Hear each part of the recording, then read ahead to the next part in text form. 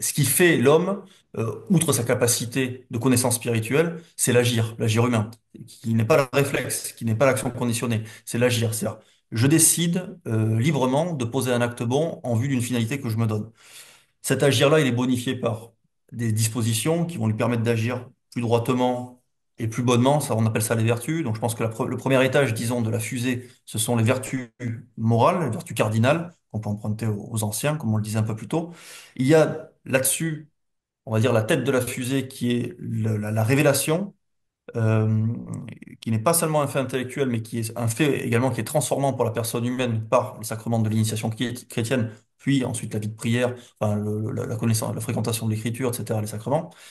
Et il y a ensuite, pour permettre, donc ça c'est l'action de la grâce, l'action enfin, de Dieu dans l'homme, et puis il y a ensuite des dispositions qui sont une proposition en nouveau, mais qui permettent, à mon sens, de solidifier la structure individuelle de l'homme.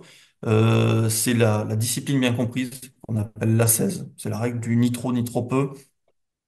Je mets l'accent également sur l'intériorité. Dans un monde notoirement extraverti, notoirement fragmentant, dispersant, comme voie pour comment dire, retrouver cette densité intérieure qui est seule propice à l'édification d'un être digne de ce nom et donc partant d'une action qui soit résolument une action libre.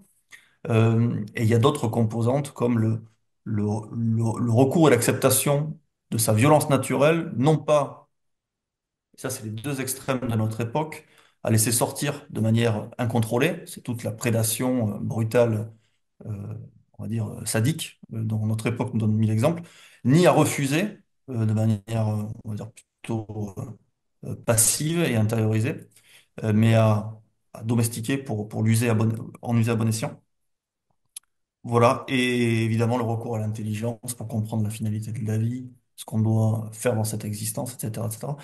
Voilà, j'essaie de proposer un panorama des composantes fondamentales de ce qui semble participer d'un édifice masculin équilibré et solide.